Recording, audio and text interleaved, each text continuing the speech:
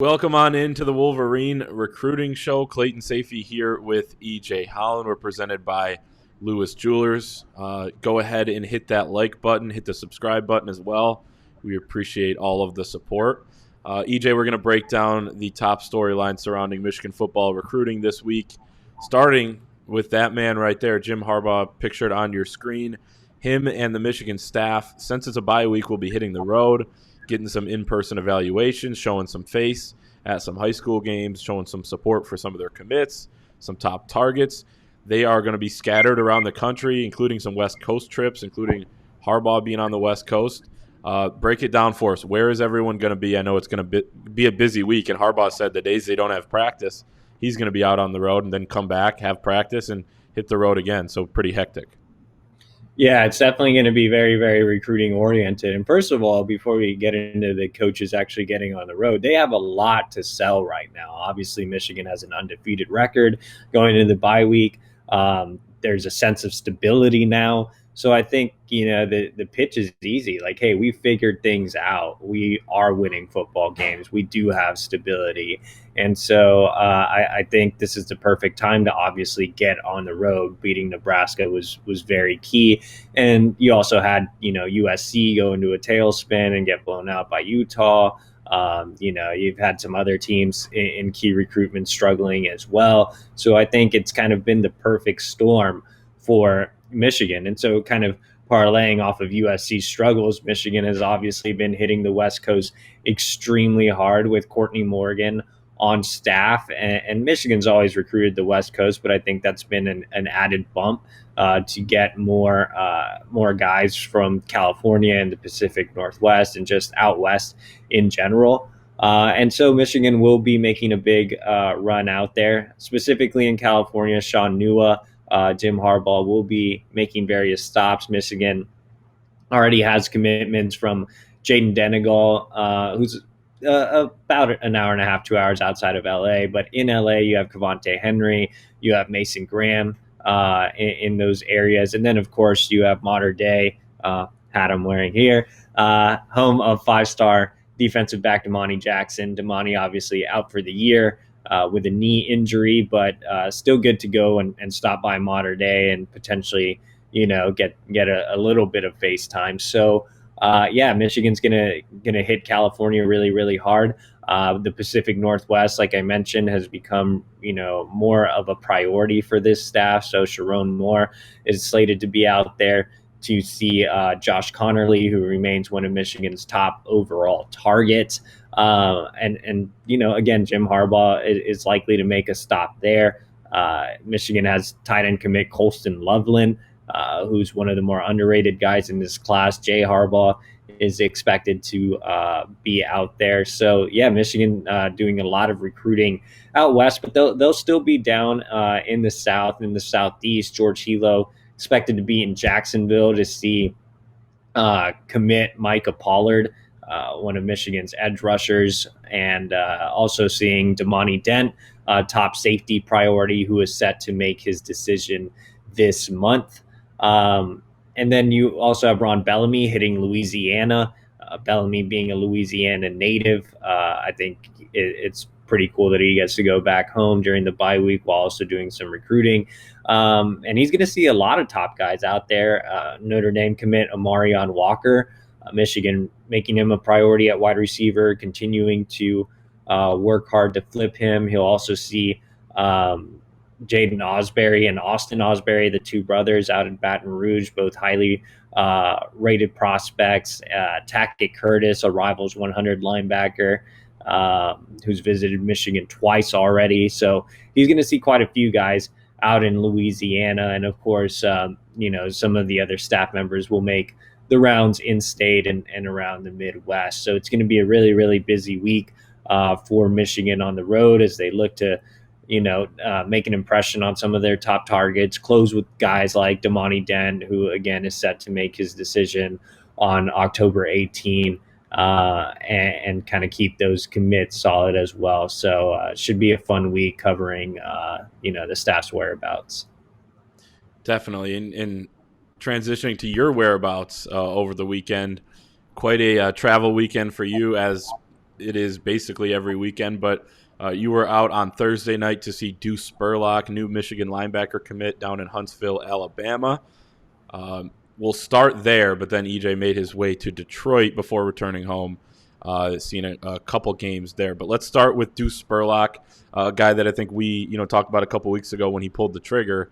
Excited to learn more about him and what kind of prospect he is. I guess what were some of your observations?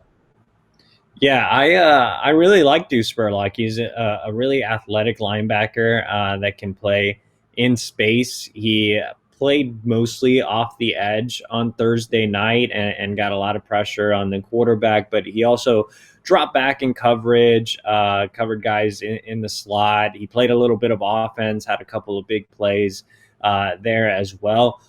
He's a well-built kid at about 6'2", 220. He's really thick in his lower half, has some room to add a little more weight. And when you couple that size along with that athleticism and ability to cover, that's exactly what Michigan wants in this new defensive scheme. That's exactly the type of backer that Mike Macdonald wants as his inside guy. So I think Deuce Spurlock checked a lot of boxes in terms of scheme fit and athletic profile. Rivals has him ranked as a lower 3-star guy, but I think he definitely is underranked. I would probably bump him up to a 5.7, which is a high 3-star, just based on his upside and again his athletic profile and scheme fit. He doesn't play against the best competition, but he is very, very good against that competition. I was trying to think of a player comparison for him. And, I likened him a little bit to Junior Colson. I don't think he's as far along as Junior was at this point, but I do feel like he has similarities in his game, just being that bigger guy that can move really, really well. So if he's anywhere as close to Junior, he'll obviously be a really, really good addition for Michigan. No doubt, Junior Colson, the biggest impact freshman. EJ, is I think you predicted when he signed for Michigan. But yeah, Deuce Spurlock, just watching some of the highlights, the athleticism definitely pops.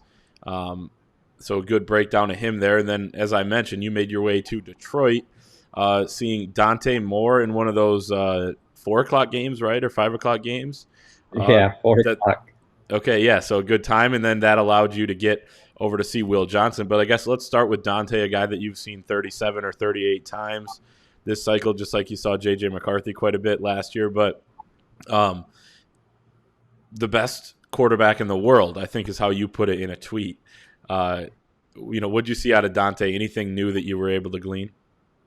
Yeah, so Dante likes to say he's the best quarterback in the world. I love Dante's just his confidence, just his demeanor, and I mean he's not doing it in like a cocky manner. He's just doing it more in a joking manner. But he does have a lot of swagger, and he's a great leader. His teammates absolutely love him.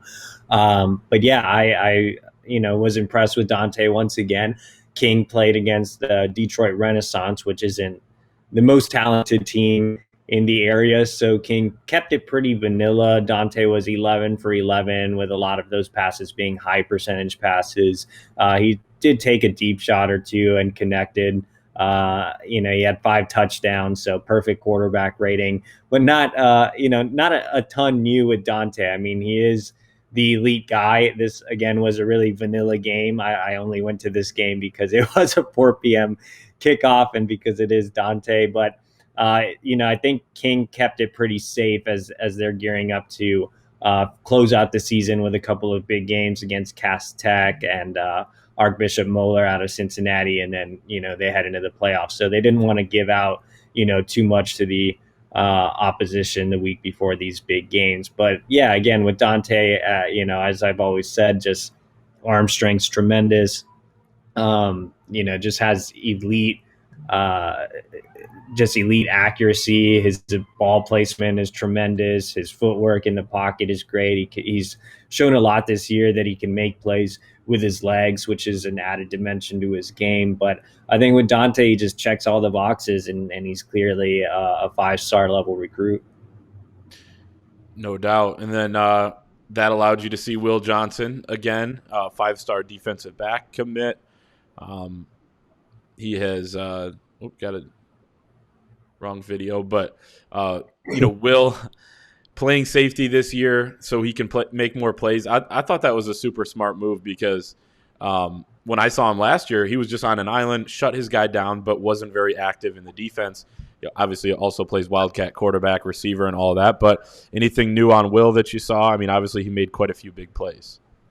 Yeah, so Will ended the game. So he started at wide receiver. He ended the game with more than 200 yards receiving, 3 touchdowns on the defensive side of the ball. He had 2 pass breakups, a forced fumble, and he also returned kicks, played wildcat quarterback. I mean, the guy does everything for his team. And, a lot of people don't know, but I mean, Will's literally on the field 90% of the time.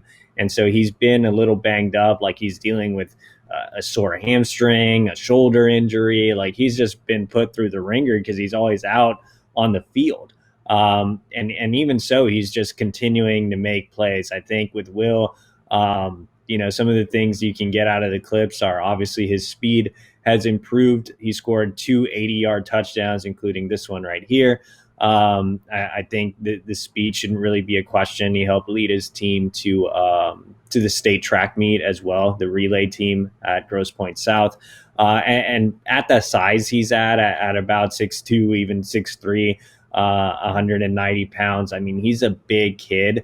And again, he's playing fast for his size. He's just an underrated athlete. Again, you see him making those plays at wide receiver. He played for a top AAU basketball team, the family, and also dominated at the high school level.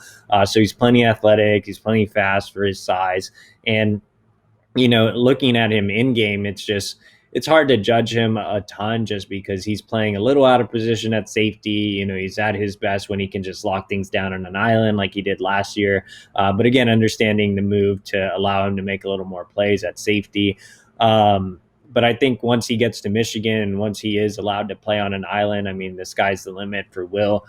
He's obviously an elite prospect, the best prospect in Michigan's recruiting class this cycle. He's very, very technically sound, having, been with his father his whole life, obviously, Deion Johnson, an ex-Wolverine.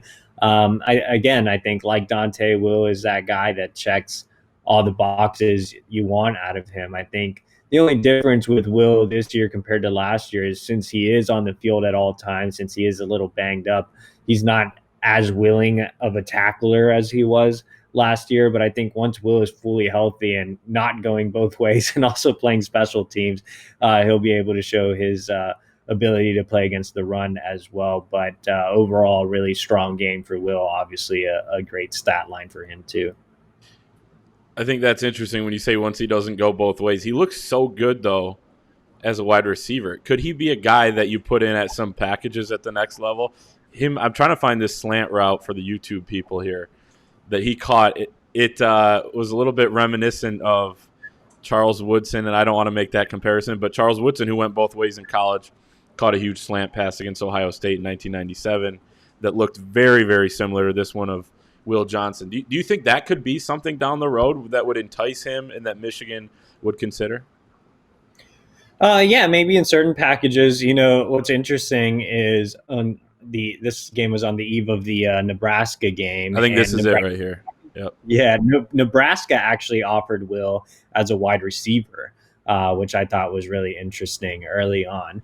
I think he has the talent to do it. He played some wide receiver in certain packages in 7-on-7 this offseason as well. In fact, Dante Moore came over to me in one 7-on-7 tournament. I think it was the Pylon Indianapolis tournament. He came over to me and he was like, "Hey, did you know Will is that good of a wide receiver? I can just throw it up to him now." And it's just like, yeah, he is. I mean, he certainly can play wide receiver if needed to, or if you just want to throw him out there since he's such a dynamic player. Would he, is he comparable to Tyler Morris as a receiver? Like in terms of just straight up talent, not style? Style's obviously different, but I think it could be a Division I level wide receiver if he wanted to. Like I said, Nebraska offered him there. A couple of other schools were interested in him as a wide receiver too, if he wanted to play that. But yeah, I think if Will only played wide receiver, he would definitely have some high level offers as well.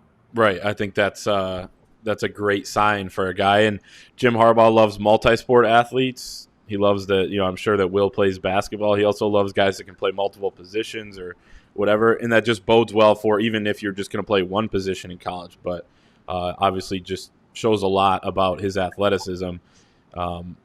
The final thing we have for the show is Mario Eugenio deciding to decommit last week.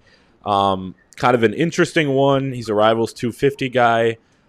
You thought maybe a little bit higher ranked than maybe he should be based on some of the other guys at his position in the rest of the country. But he decides to decommit after pledging in the summer. I guess any light you can shed to the listeners on exactly what went down. Yeah, so I think Eugenio was a little overranked in terms of what he did this camp season. He obviously performed really, really well at the Rivals camp, but I don't think that's transitioned over to the field as much. And he was always kind of a tweener in Michigan's scheme. Was he going to be a pure edge rusher? Was he going to play with his hand in the dirt? On top of that, he had some things to take care of away from the field, and it just didn't work out for either party, so they parted ways. I don't think it's as major of a loss as maybe the ranking speaks of. On top of that, Michigan already has some edge rusher commits, one being Cavante Henry, another being Micah Pollard. So it's not really a hit from a need standpoint either. On top of that, Michigan is in a very, very good spot with a lot of top 2023 prospects at the position. They might not even take another edge rusher this class. They are looking at some potential options like North Carolina commit Bo Atkinson. But other than that, I mean, there aren't a lot of guys on the board. I think Michigan's perfectly fine with the decommitment and looking to fill the remaining spots at potentially other positions if guys that they don't really love don't pop up. But I don't think it's that big of a loss. I think Michigan will move forward and find some better fits for the scheme. Could it impact Michigan's pursuit of Deion Walker, who has obviously become good friends with Mario Eugenio?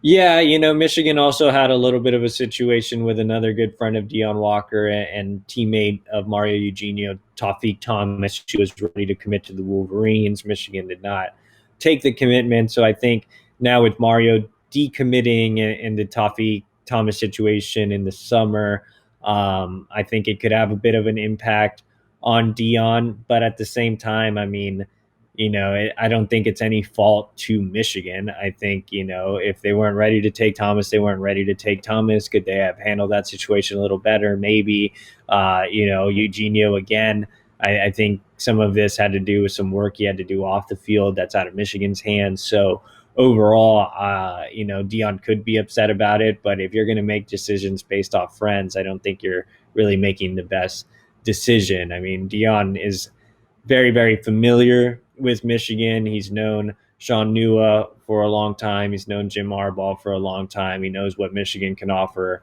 on and off the field. So I think right now it's really up to whether Deion wants to be at Michigan or not. Yeah, and I'm not suggesting Michigan did anything wrong here. I'm just wondering, how a kid could take something like that. So definitely something to monitor there. But Michigan losing Mario Eugenio from the class. Again, maybe take another edge rusher, maybe not. So we'll see how that plays out as well. But that's our show for this week, and we will see everybody next time.